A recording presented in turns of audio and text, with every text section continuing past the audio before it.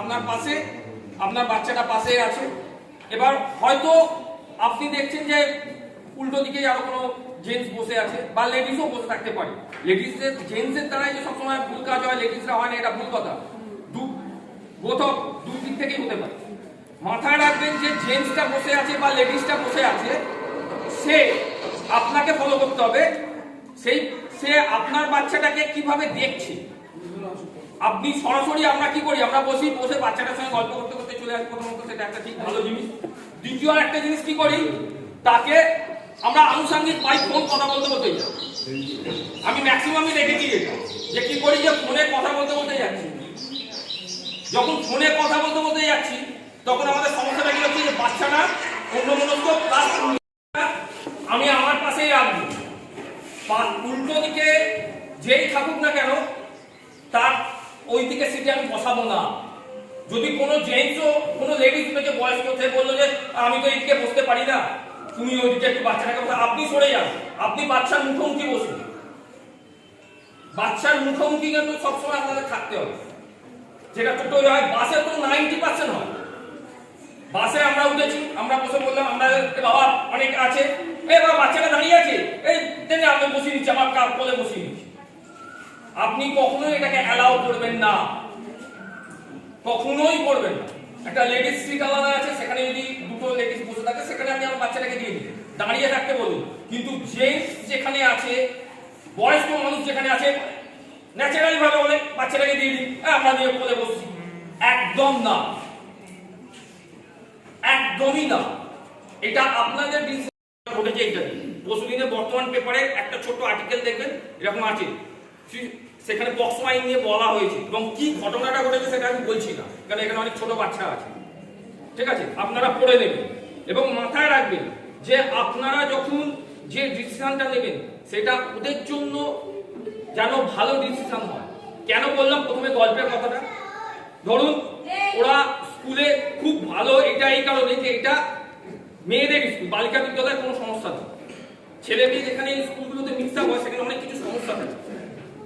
আপনারা সবসময় ওদের সঙ্গে কথা বলবেন, হ্যাঁ রে তুই আজকে স্কুল থেকে, আমরা কি করি, স্কুল থেকে বাড়ি যাওয়ার সময় সময় আমরা কি করি, আগে জিজ্ঞেস করি, হ্যাঁ স্কুলে ভালো পড়েছিস তো, এই কি পড়া দিসনি, হ্যাঁ দিদিমণি এই রিপোর্টটা করেছে কেন, এটা হোমওয়ার্কের খাতায় এত কিছু ভুল কেন। তাকে বললাম, সে কিন্তু আসল কথাটাই ভুলে যায়, যেটা ওর সঙ্গে ঘটে গেছে। হয়তো আপনি আসতে লেট করেছেন, ওখানে দাঁড়িয়ে কোনো কেউ হয়তো অচেনা কোনো কেউ ওর সঙ্গে গল্প করেছে, যে কি হয়েছে না হয়েছে সব গল্প করে সব জেনে নিয়েছে। কিন্তু জেনে নেওয়ার পরে আপনার না আসার সুযোগটা নিয়ে ওকে ব্যবহার করছে।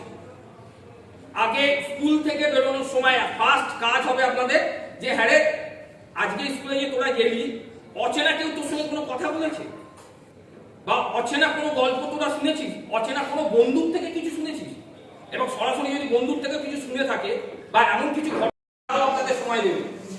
এবং আরেকটা জিনিস বলে দিচ্ছি, এটা পক্সো আইনের মধ্যেই পড়ে, এটা আপনারা শুনে রাখুন। মা বাবা তো বলবেন যে মা বাবা ওইটাতে প্রেসার দেবে না, পড়াশোনাতে প্রেসার দেবে না, অবশ্যই পড়াশোনাতে প্রেসার দেবে। কিন্তু ইউনিসেফ আমার কাছে যে বইটা আছে, এই দেখুন, অধিকার এর খোঁজ শিশু, এটা ইউনিসেফ হচ্ছে আমাদের সবচেয়ে বড়, বিশ্বের যতগুলো এনজিও আছে সবচেয়ে বড়। যারা বাবারা আছেন তারা তো মায়েরা অনেক সময় খেলা দেখেন, বাইরের দেশে যত ফুটবল ইউরো কাপগুলো হয়, সেখানে বার্সেলোনা থেকে শুরু করে যত বড় এর ওপর চলে, মেসি থেকে শুরু করে রোনাল্ডো থেকে শুরু করে, এরা ম্যাক্সিমাম ডোনেশনের টাকা এখানে দেয় ইউনিসেফ।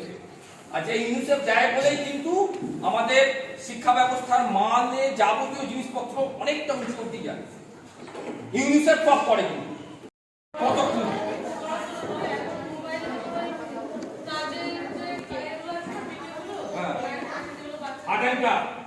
আচ্ছা ঠিক আছে। আর আপনি ওখান থেকে একজন বলছিলেন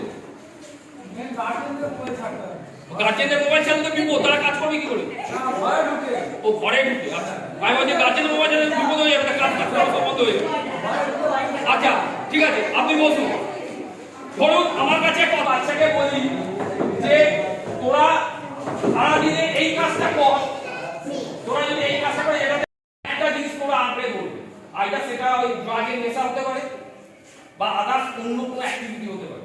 অর্থাৎ সেইটার দিক থেকে আপনাদের সাবধান যে বাচ্চাকে বকবেন অবশ্যই, হোক ভালো হোক দেখতে যেমনই হোক, যে যতই আপন হোক, বাচ্চাকে ছেড়ে দেবেন না যে আর এত শুনে কি ছবিটা দিন। আপনি জানেন আমাদের চেয়েছেন, কিন্তু যারা বাইরে এতে মলে ঘুরতে গেছে, অবধি মলে গিয়ে দেখছেন যে অন্য না দাঁড়িয়ে আছে, অনেক ক্লাউডি হয়ে আছে, একটা বয়স বলে যেতে পারে ভাই না মা তোকে না খুব সুন্দর দেখতে লাগে, তোর না ছবিটা শুনি তুই না আমার একটা নাতনির মতো দেখতে। এবার আপনি জানেন না ওর নাতনি আছে কি না, ওনার গ্রাউন্ডটা কি সেটাও জানেন। আপনি বলে দেয় না দাদু তো যা ছবিটা চলছো ভালো, আপনি কেটে দিই কি হবে, আমি কেটে দিলাম কি হলো রে, এটাও ব্যবহার করে। যখন ছবি তুলবেন কারোর সঙ্গে চেনেন না, পেছনে দাঁড়িয়ে তোল এবার ছবি একটু শর্ট হয়ে যাবে, এরকম হয়ে যাবে, মুখের সঙ্গে মুখের মিলটা একটু শর্ট হয়ে যাবে, এরকম হয়ে যাবে, কাটতে পারবেন যা চলে।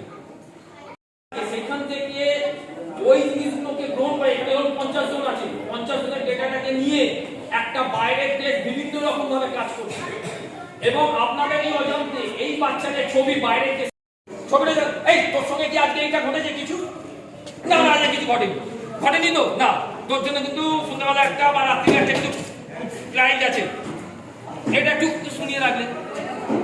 এবার এইটা করতে করতে আপনার বাতাবরণ চেঞ্জ হতে শুরু করবে, এবং যখনই আপনি এইগুলোকে করবেন সঙ্গে সঙ্গে দেখতে পাবেন আপনার বাচ্চার মধ্যে অনেক এফেক্টিভ জিনিস এসে যাচ্ছে এবং ভালো জিনিস আসছে, এবং এই বাচ্চাগুলো পাশের বাচ্চাগুলোকে চেঞ্জ করে দেবে। এই যাচ্ছে যখন কোনো জায়গায় কি বলছে এটা করা